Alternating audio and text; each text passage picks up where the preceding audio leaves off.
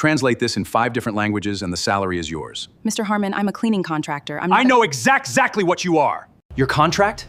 You think you have a contract? All you have is a scrap of paper. Translate this or get out. Get out right now, without a single cent. Translate this in 5 different languages, and the salary is yours. Daniel Harmon said it loud enough for every single person in that boardroom to hear. That was the point. Exactly what he wanted, to humiliate her in front of the 11 by people who had been invited to this quarterly board meeting. She was not invited at all. Daniel, had told her to clean his restroom while the board meeting was ongoing. She had been finishing the private bathroom attached to Daniel's office when she walked out to leave. He told her to wait. She had waited. Before I signed this check, Daniel Harmon held the envelope up between 2 fingers, the way you hold something you are considering putting back down.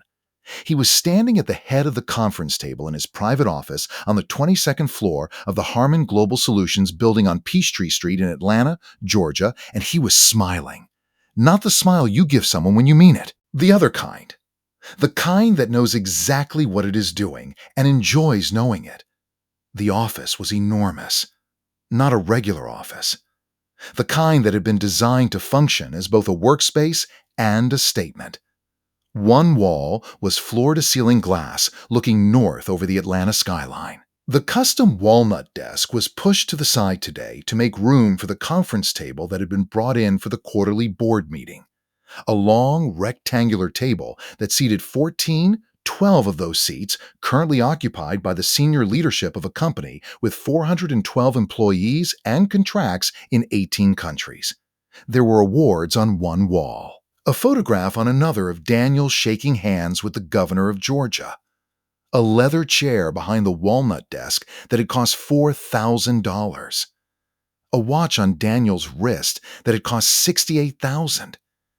Everything in that room said the same thing in different ways. He looked across the table at the woman standing near the far wall.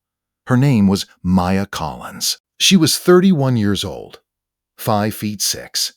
She was wearing the Service First Cleaning Solutions uniform, dark work pants with a small bleach mark near the left knee that had not fully washed out in 3 months of trying, a burgundy shirt with the company logo on the left chest, a logo that had been through so many wash cycles the white lettering had faded to the color of old bone. Her work shoes were black, rubber-soled flats, the right one with a hairline crack along the outer edge sealed twice with adhesive from the dollar store on MLK Drive, because $47 for a new pair was not where the budget was right now. Her hair was pulled back beneath a light gray work cap. She had been finishing the private bathroom connected to Daniel's office when his assistant had knocked on the door at 8:47 and told her Mr. Harmon needed her to stay for the meeting. She had stayed because this was her job, and the man at the head of that table was the man whose signature was on the contract that paid for this job. She was standing near her service cart by the far wall, away from the table, away from the 12 people sitting in the leather chairs, holding a folded cleaning cloth in her right hand. She had been standing there for 14 minutes while the meeting opened, while Daniel made his introductory remarks, while his CFO presented the first agenda item, and then while Daniel raised one hand and said, "Actually, before we continue, I'd like to do something a little different this morning." He had gone to his desk drawer and taken out the envelope. He held it up. He said, "Before I sign this check," the 12 people seated around that table were the operational and financial leadership of Harmon Global Solutions. There was Richard Cole, the CFO, 63 years old, who had been with Daniel since year 4 of the company, and who laughed a half-second after Daniel said anything that sounded like it might be a joke, whether it was one or not. There was Sandra Mitchell, the Chief Operations Officer, 51, who ran the company's day-to-day with the efficiency of someone who had learned over 9 years which of Daniel's decisions to question and which to absorb quietly. There was Thomas Green, head of legal, 48, who was looking at the window. There was Patricia Owens, head of HR, 61, who had been watching Daniel Harmon operate for 11 years and who had developed over those 11 years a very precise internal accounting of what his way of operating cost other people, an accounting she had never brought to the table in 11 years and whose weight she carried in a specific part of her chest that never fully let her forget it was there. There were 8 other senior leaders. And at the far end of the table from Daniel sat Carol James, 74 years old, the board's independent ethics chair, who had flown in from Charlotte the evening before specifically for this quarterly meeting and who was sitting with her hands folded on the table and her expression giving absolutely nothing away. Not one of them said anything when Daniel held up the envelope. Richard Cole made a sound. Short. Anticipatory. The sound of a man positioning himself to laugh once he confirmed it was safe. Sandra Mitchell looked at her notepad. Thomas Green kept looking at the window. Patricia Owens looked at her hands. Carol James looked at Daniel. Maya looked at the envelope. 3 months of work. 60 nights. 240 hours moving through this building after everyone went home, cleaning every room on 6 floors while the city outside went dark and came back. The conference rooms and the executive bathrooms and the hallways and this specific office, this room she was standing in right now, the walnut desk and the leather chair and the glass wall and the private bathroom she had been finishing when his assistant knocked. She had done all of it every night without cutting corners and without complaint, and the check in that envelope was the honest result of every one of those hours. And he was holding it up in front of 12 people as a prop. He said, "We have some international documents on the agenda today. The Tokyo expansion, the Nakamura terms, a French amendment, a Japanese addendum." He opened a folder on the table and slid 3 pages toward the center without looking at them. He looked at Maya. "I thought our guests might help us out. Just a quick translation. A little demonstration?" He smiled again. "Shouldn't take long." He said it the way a man says something when he has already decided it is funny and is just waiting for the room to confirm it. Richard Cole laughed, fully this time. The sound landed in the room and sat there. Sandra Mitchell did not look up. Thomas Green turned from the window to the table. Patricia Owens looked at Maya. Just for a moment. Then she looked back down. Carol James had not moved. Maya looked at the 3 pages in the center of the table. A contract amendment in Mandarin, a terms document in French, a single-page addendum in Japanese. They sat under the boardroom lighting, and the 12 people around the table looked at them and then at Maya in her faded logo shirt standing by her service card at the far wall. She read them from where she was standing. She said, "The Mandarin Amendment has a liability exclusion in the 3rd paragraph that contradicts the indemnification terms in your base agreement. If you sign it as written, you are absorbing roughly $40,000 in exposure that the original contract assigned to the counterparty." The room went completely still. She continued, "The French document extends the payment window by 45 days. That directly conflicts with the cash flow terms in the English version of the same agreement. You will have 2 executed documents with contradictory timelines and no clear governing provision." Richard Cole was not laughing. "And the Japanese document is not a meeting summary. The header describes it that way, but the body is a non-disclosure addendum with a 5-year exclusivity clause. If anyone in this room signs it today believing it is a summary, they are entering a 5-year exclusivity arrangement without knowing it." She set the cleaning cloth on top of the service cart. She looked at Daniel Harmon.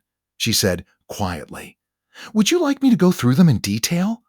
The silence in that office had weight. The kind of silence that presses on everyone in a room and does not lift until someone says the next thing, and whoever says it is going to change the shape of everything that follows. Not one person in that room had moved. Daniel Harmon was looking at her. Sitting at the head of his 14-person conference table in his $68,000 watch in his award-covered office and looking at the woman in the faded burgundy shirt with the cracked rubber-soled shoe and the cleaning cloth on top of her cart, and he had no words.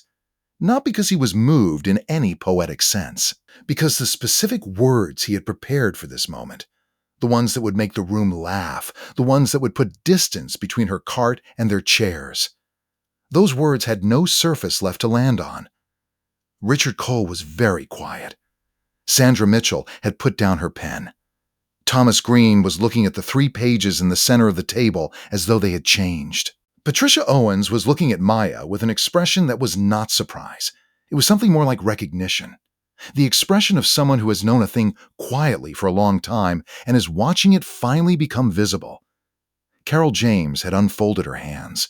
She was sitting slightly forward. She was looking at Maya with a quality of attention that was different from everyone else's in the room. More deliberate. More specific. Daniel said, "How do you?" and stopped. He tried again. "What languages do you?" and stopped again. Maya said, "I speak 6. English, Mandarin, French, Japanese, Portuguese, and Spanish.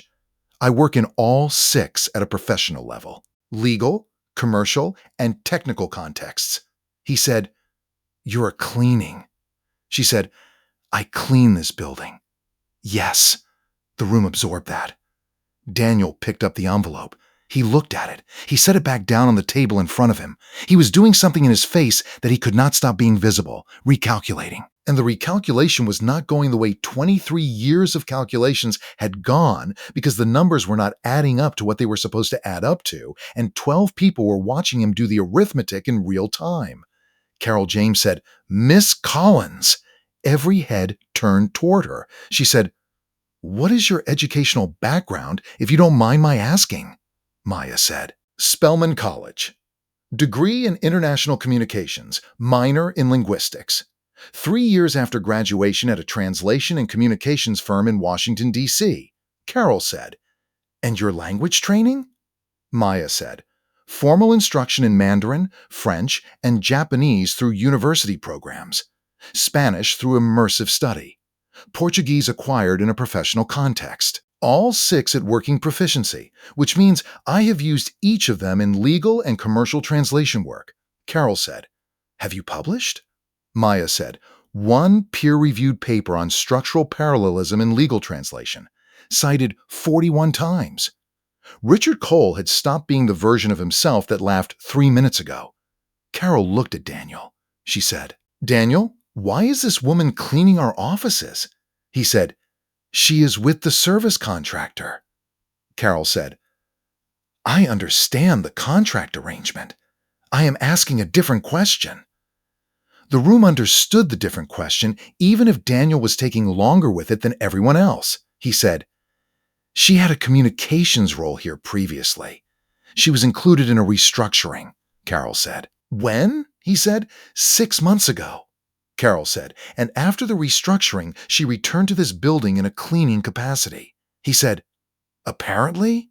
Carol said, "And in the 6 months since, no one in this company identified that a published multilingual specialist with professional legal translation experience was cleaning our conference rooms.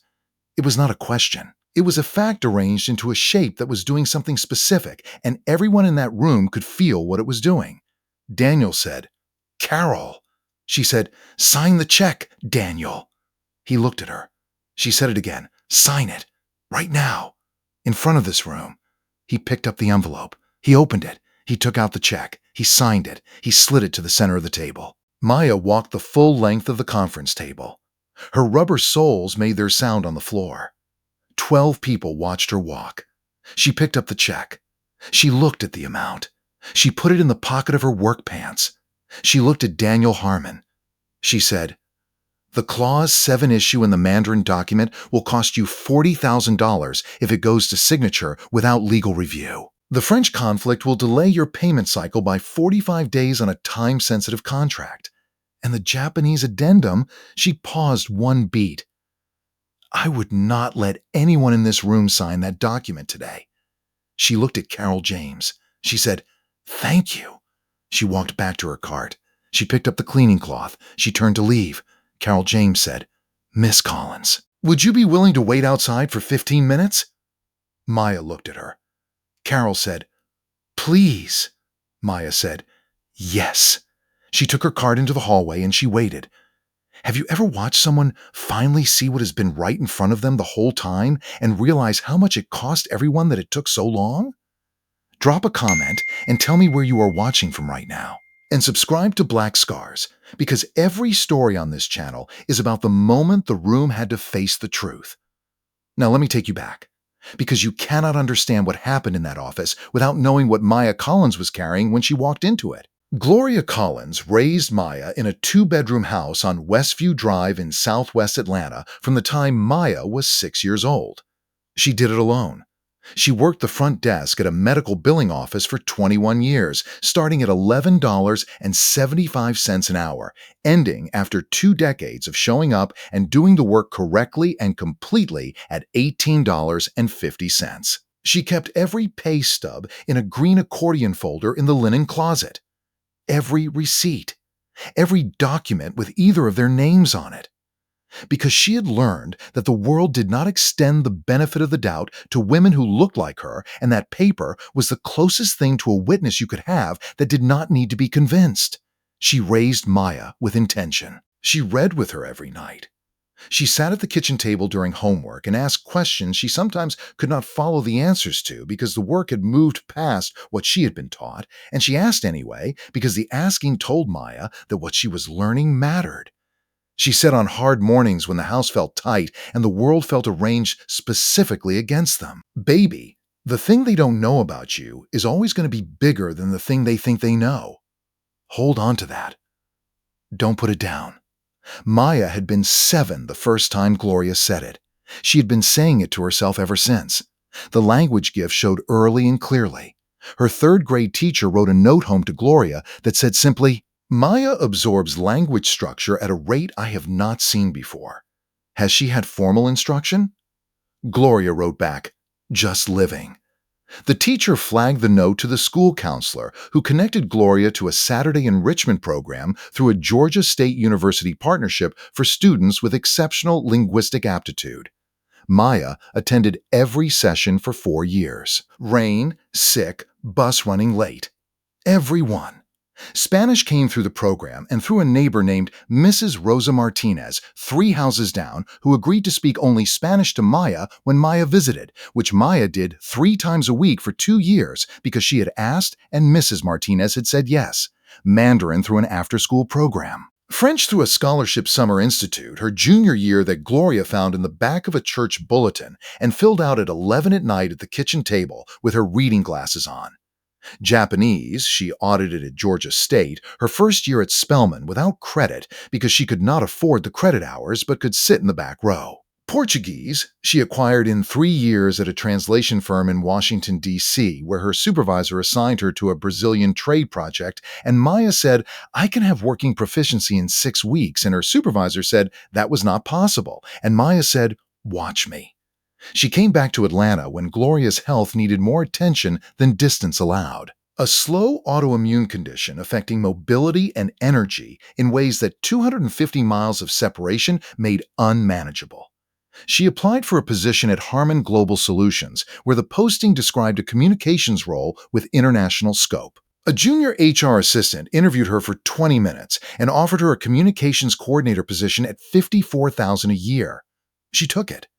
4 months in, she understood the role was not going to develop the way the posting implied. She requested a meeting with Daniel. His assistant rescheduled 3 times. The 4th time, she said he was not available for that type of meeting. Month 6, she was laid off. Restructuring. 3 positions on her floor. None above it. 2 weeks later, she took the Service First cleaning contract at the same building. Not because it was the only work available. Because she was not done with this building yet. She had been keeping a notebook since month 2 of the communications role. Dates, times, incidents, exact words, witnesses present. She had continued through the cleaning contract. 43 pages by the Thursday of the board meeting. She had been calling Denise Carter at the EEOC Atlanta field office every 2 weeks for 4 months. 6 weeks earlier, she had received 39 pages of records from a former Harman Global employee named Sandra Price, who had heard through the network of Black professional women in Atlanta that someone inside this building was keeping records and had reached out because she had records of her own. Maya had sent everything to Denise on a Sunday night. Denise had called Monday at 7:51 and said, "We are ready when you are." Maya had said, "Not yet. Let it build a little more." What she had been waiting for was something visible, something witnessed, something that happened in front of people with names and titles and the specific obligation that comes with authority to respond to what they see. Something like a boardroom full of executives watching a man hold a cleaning woman's check over her head and call it a demonstration. She had not planned the specific form it would take. She had planned to be ready when it arrived. It arrived on a Thursday morning at 8:47 when his assistant knocked on the bathroom door and said, "Mr. Harmon needs you to stay." Now let me tell you what happened in the 15 minutes Maya spent in the hallway with her cart. Carol James spoke first. She said, "I want to understand what happened in this room this morning. Not just the language demonstration, the check, the instruction to stay, all of it." She went around the table and she asked each person directly whether what had occurred reflected appropriate conduct from this company's leadership. Richard Cole said, "No," without the half laugh, without checking the room. Just no. Sandra Mitchell said, "No." Thomas Green said, "No, and I want the legal exposure from that exchange documented before end of day." Patricia Owens said, "No." And then she said something else. She said, "This is not the first time. I have 4 years of documentation that I should have brought to this table before today, and I did not, and I am going to carry that. But I am bringing it now." The room was very quiet after Patricia said that. Carol looked at Daniel. He said, "Carol, this is being taken entirely out of context." She said, "Daniel, there is no context in which what we watched this morning is acceptable." She said it without raising her voice, without performing patience. She said, "We are going to recess for 20 minutes. When we come back, I am going to ask you some questions, and your answers need to be honest because the alternative is significantly worse for you." He said nothing. She brought Maya back in. Maya came in without the cart. She stood near the door. Carol said, "Miss Collins, I owe you an apology on behalf of this board. What happened in this room this morning was not how this company should operate, and it will not be how it continues to operate." She said it simply. She said, "I would like to ask you a few questions if you are willing." Maya said, "Yes." Carol said, "Why did you come back to this building after the layoff?" Maya said, "Because what happened to me here happened to other people too, and I wanted to be present when it became visible." Carol said, "Is it visible now?" Maya said, "I think so." Carol said, "What do you need from this room today?" Maya said 2 things. She said, "I need my back pay from the communications role calculated and processed this week, and I need someone in this room to call Denise Carter at the EEOC Atlanta field office. She is expecting the call." Carol looked at Thomas Green. He was already writing the name down. The board meeting that had been scheduled for 2 hours ran for 4.5. Daniel Harmon sat at the table for the first hour, and then he was asked to step into the hallway while the board conducted its independent discussion, and he did not come back in. He sat in his walnut desk chair in the outer section of his office, and his attorney arrived at 11:15, and they sat together without saying much. At 1:47, Carol knocked and came in and told him the board's decision. Administrative leave effective immediately. Independent compensation review across all 4 years. Full cooperation with the EEOC investigation. And a specific resolution passed unanimously. A full language and communication skills audit of every employee in the building to identify and compensate skills the company had been using without acknowledging. He said, "Carol, I built this company." She said, "I know you did. And this board is going to make sure it outlasts the way you have been running it." She walked out. Now let me tell you where everyone ended up. Daniel Harmon's administrative leave became permanent separation 8 weeks after the board meeting. The EEOC investigation took 4 months and found systematic pay discrimination affecting 9 current and former employees, retaliatory employment practices, including the restructuring layoff that had ended Maya's communications role, and a documented pattern of hostile work environment conduct going back 3 years. The financial settlement required back wages of $192,000 across all affected employees, annual compensation equity audits for 5 years, and a mandatory independent employee complaints process. His personal civil settlement was for an amount his attorney declined to specify publicly. He kept his equity stake and had no operational role. He opened a small consulting practice in a leased office in Sandy Springs. He worked mostly alone. He took calls. He was not ruined. He was reduced. And for a man who had spent 23 years building rooms designed to make people feel the distance between themselves and him, the experience of being the smallest figure in his own story had a quality that no financial document could adequately capture. Carol James served as interim CEO for 5 months. Her first week, she commissioned a full language skills audit of all 412 employees through anonymous voluntary disclosure. The results showed competency in 16 languages within the existing workforce that the company had never formally identified, compensated for, or used in any organized way. 16 languages. In a company with contracts in 18 countries. She created a department. She asked one person to run it. Maya Collins became Director of Global Communications on a Monday morning 6 weeks after the board meeting. Her salary was $111,000 a year. Her office was on the 22nd floor. It had a window facing north. On her first morning, she sat at her desk and opened her laptop and started working. She did not photograph the room. She did not announce the moment. She just worked because the work was the point, and it had always been the point. She called her mother at noon. Gloria answered on the first ring. Maya told her the title and the number. Gloria was quiet for a moment. Then she said, "Do you remember what I told you when you were 7? Maya said, "Yes, ma'am." Gloria said, "Say it." Maya said, "The thing they don't know about you is always going to be bigger than the thing they think they know." Gloria said, "And was it?" Maya said, "Yes, it was." Gloria said, "Good. Now go back to work. You have a department to build." Sandra Price received $64,000 in back wages and compensatory damages. She used $11,000 to pay off a debt that had followed her since the year she left Harmon Global. She put the rest in savings. She stayed at the firm in Decatur and did good work there and was paid correctly for it. She did not need a dramatic ending. She needed accuracy, to be seen clearly and compensated accordingly. She got both. Patricia Owens submitted 4 years of internal documentation to the EEOC investigative team.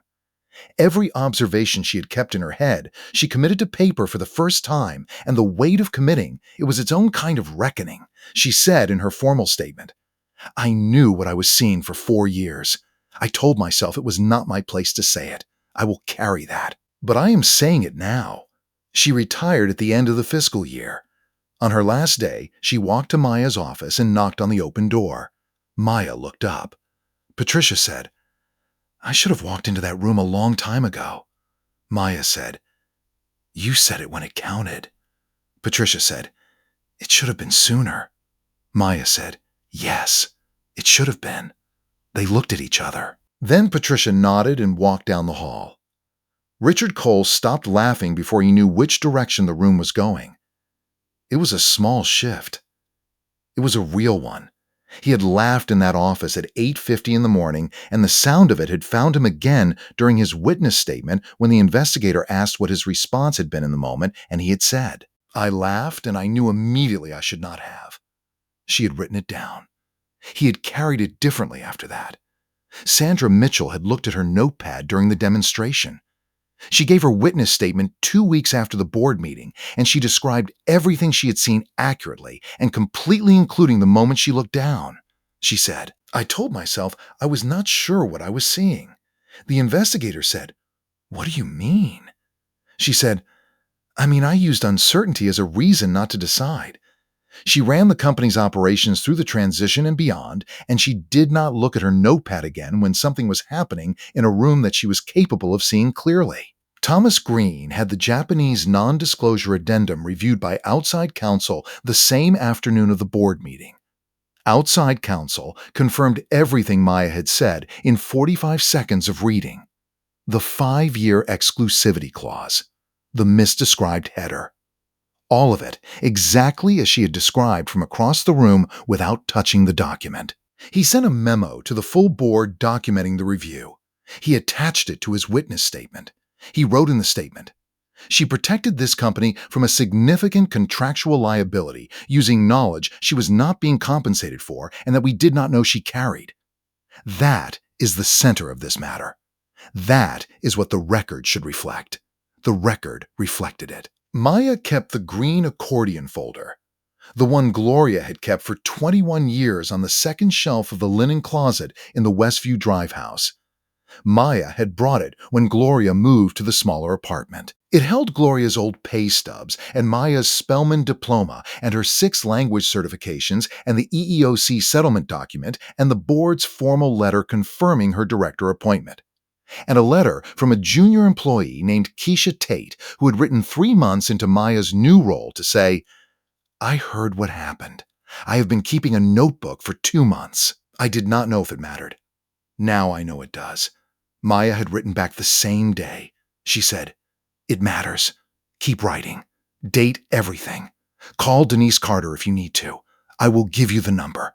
She gave her the number. Some things do not need explanation. They just need to be passed forward. I want to say something to you directly. If you are standing near a service cart right now in a room full of people who have already decided what you are, I need you to know that what you carry is not on your uniform, and it does not need to be. It is yours. It has always been yours. And sometimes the moment someone hands you what they intended as a humiliation is the exact moment the room finds out who they were actually dealing with the whole time. Keep the notebook. Keep the dates. Keep the records. Paper does not forget, even when rooms full of powerful people decide it would be more convenient if it did. And if you know someone who is walking into a building right now and doing extraordinary work in an ordinary title, share this story with them. Because they need to know that someone else walked the full length of a conference table and picked up what was already hers. The thing they don't know about you is always bigger than the thing they think they know. This has been Black Scars.